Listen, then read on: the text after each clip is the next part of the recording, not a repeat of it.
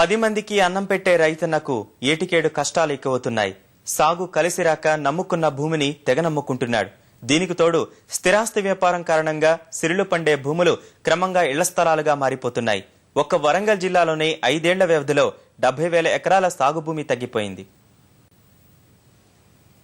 పెరిగిన పెట్టుబడులు, ప్రకృతి వైపరీత్యాలు రైతులను కోలుకోలేని దెబ్బతీస్తున్నాయి. ఎరువులు, పురుగుమందులు, విత్తనాల ధరలు అమాంతం పెరిగిపోతుంటే రైతులు పండించిన పంట ధర ఆ స్థాయిలో పెరగడం లేదు. దీంతో ఎంతో శ్రమకొచ్చి సాగు చేసిన రైతులు గిట్టుబాటు ధరలు లేక అప్పులు పాలవుతున్నారు. ఇవన్నీ పరిగణలోకి తీసుకుంటున్న అన్నదాతలు ఎంతో కొంత ధరకు భూములు అమ్ముకుంటున్నారు. వ్యవసాయ భూమి వ్యవసాయం చేసే అనే దానిని రికాములకు వస్తున్నది. దాదాపుగా ఒక పావుల వంతు భూమి రికాంకి వస్తున్నది. ఎందుకు అనంటే ఒక 3 పావుల భూమి సాగవుతున్నాయి, పావుల వంతు భూమి రికాంకి వస్తున్నది. దాన్ని అంటే రియల్ ఎస్టేట్ దాన్ని వాళ్ళు కొనుడు, బిల్లు ఉంచుకునుడు, దాన్ని తర్వాత దాన్ని ప్లాట్లు చేద్దామనుడు, అమ్ముకునుడు, మళ్ళీ అదే గదే మళ్ళీ మధ్యవర్తి దళాలకు మళ్ళీ నౌకరుగాళ్ళు కొనుడు. కానీ రైతు బిడ్డడు అంటాడు కొనటం లేదు. కూలి వానికి కూలి దొరకకుండా అయ్యేటట్టున్నది. రాను వ్యవసాయం చేసుకుంటానికి వ్యవసాయం భూమి చూస్తే చేసుకుందాం అనేది దొరకకుంటున్నది. సకాలంలో వర్షాలు పడకుండా అనావృష్టి లేదా అతివృష్టి ఇలాంటి సిచ్యువేషన్ లో పంట నష్టం బాగా జరుగుతుంది. కనుక ఎవరు కూలీ రేటు కూడా ఆ రోజు ఉన్నటువంటి రేటు ఈ రోజు 3వ వంతు అయిపోయింది.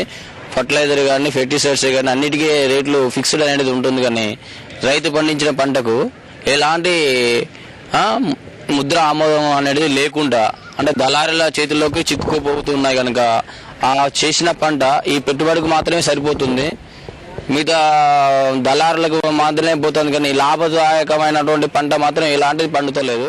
వరంగల్ జిల్లా ముఖ్య ప్రణాళిక కార్యాలయం అధికారులు తయారు చేసిన నివేదిక ప్రకారం 2006లో 17,23,144 ఎకరాల సాగు భూమి ఉంటే 2011 నాటికి అది కాస్త 16,47,305 ఎకరాలకు పడిపోయింది. అంటే గడిచిన 5 ఏళ్లలో ఒక్క వరంగల్ జిల్లాలోనే సుమారు 76,000 ఎకరాల సాగుభూమి వ్యవసాయేతర అవసరాలకు మారింది.